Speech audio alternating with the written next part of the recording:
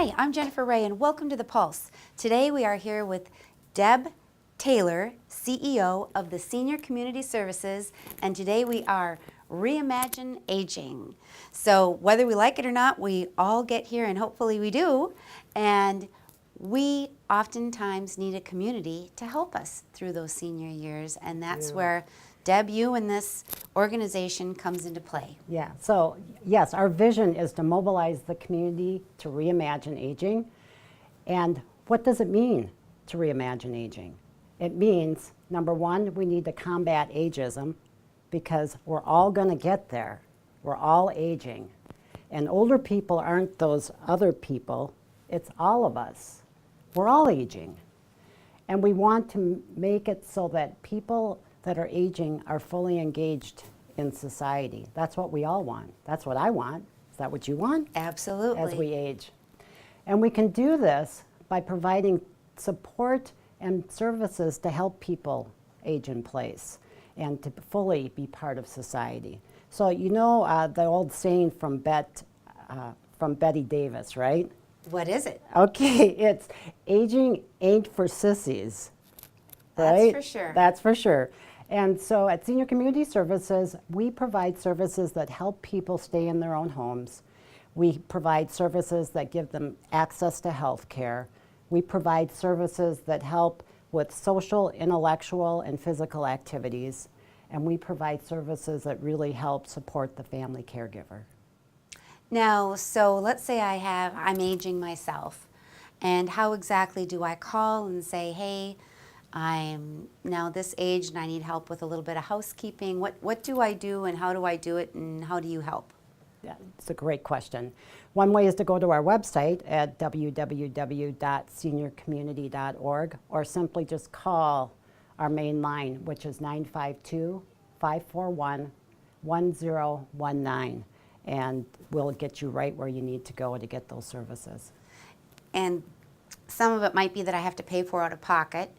Otherwise, there might be different types of services that might be paid through insurance. Yes. And then there's also a big need to provide free care. Right. And is that, how is that mostly funded? Is that government? Is that city?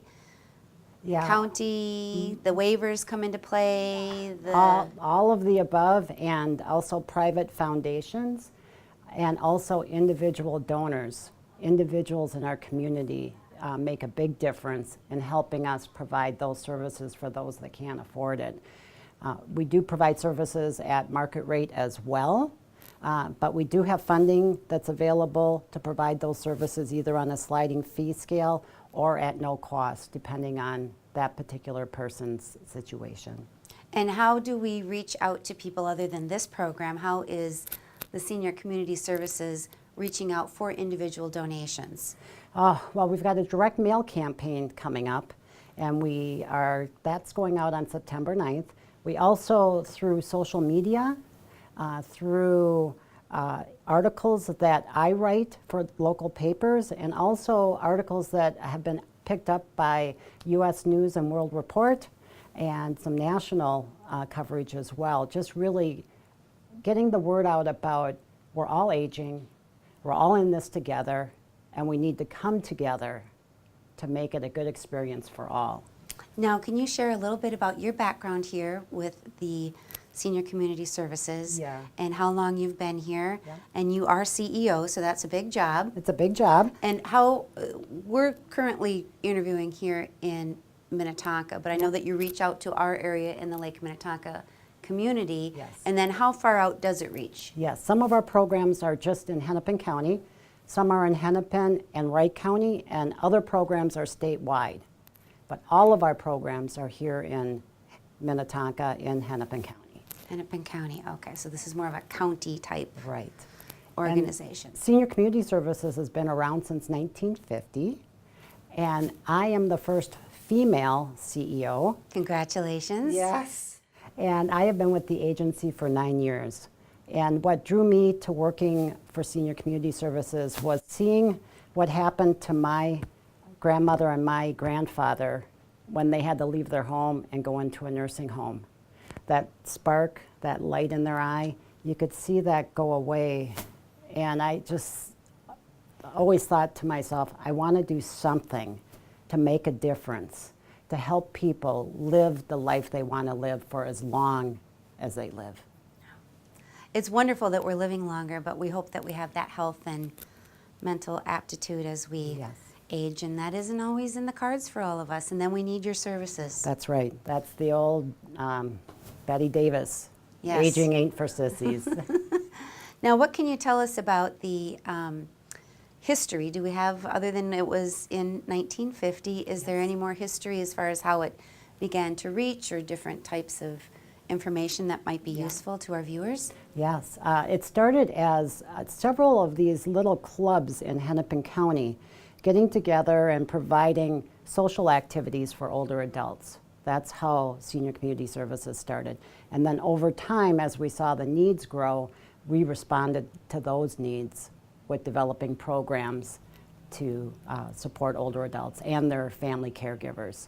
One of the things that we've done most recently is develop a website called CareNection, and that's a web tool for caregivers to organize care on an online platform. It's free for the caregiver to use, and it just really makes a world of difference for those of us that are providing care for our parents. Sure, it can be a blessing to spend that time with them, and it can also be a little overwhelming. I'm trying to search for the right word, and overwhelming is the one that comes to mind. Right, so. and very stressful. And so one of the programs that our Director of Senior Outreach and Caregiver Services helped develop is a caregiver coaching program.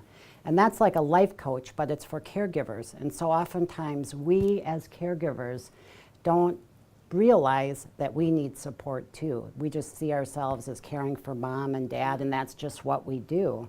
But we also need support so that we can be there to care for them and also take care of ourselves. Right, right. Well, thank you for the job that you do here. And next up, we're going to talk to Allison. She's going to talk about a big fundraiser and the way things have changed, hoping to get those individual donors to help support the community and those that are aging, like all of us. So thank you so much for your time, Deb. Thank you. Appreciate it.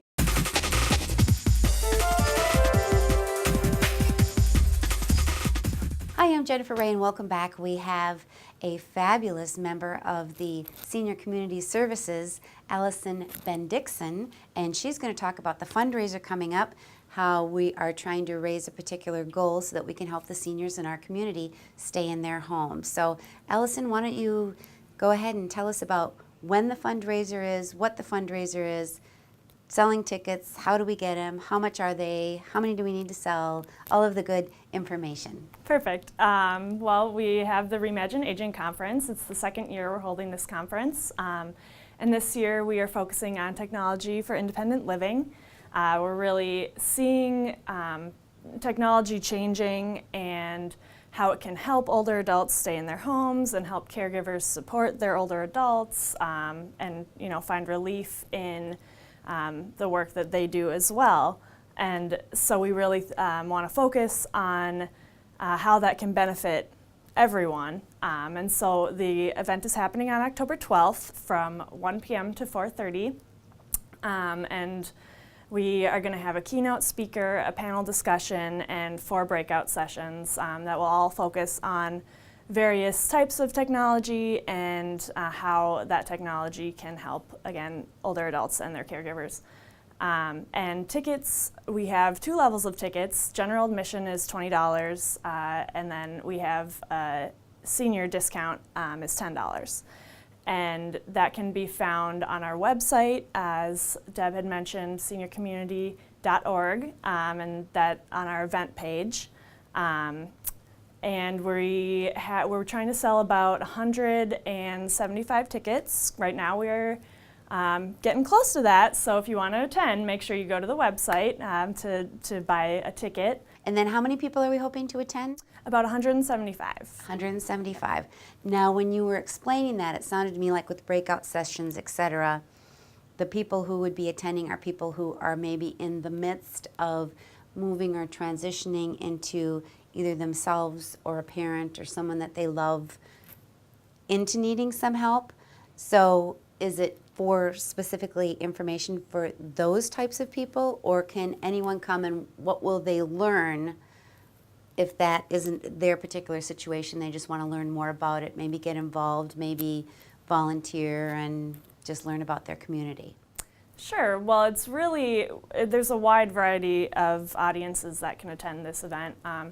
It is caregivers, older adults who want to learn more about technology and how it can help them, but also people in the aging field that work with older adults and just learning about how technology can help them in their jobs. And I mean, it's really just anyone who has that interest in learning more and has any, from any angle. And how does technology help seniors? I really don't know. So, sure. No, I mean, that's a valid question. my parents didn't have, cell phone. Well, I shouldn't say they didn't have cell phones, but they certainly weren't avid users of computers or anything like that. So, Sure. although I know our aging population is getting more used to that type of thing, but I think there's still a segment out there that isn't.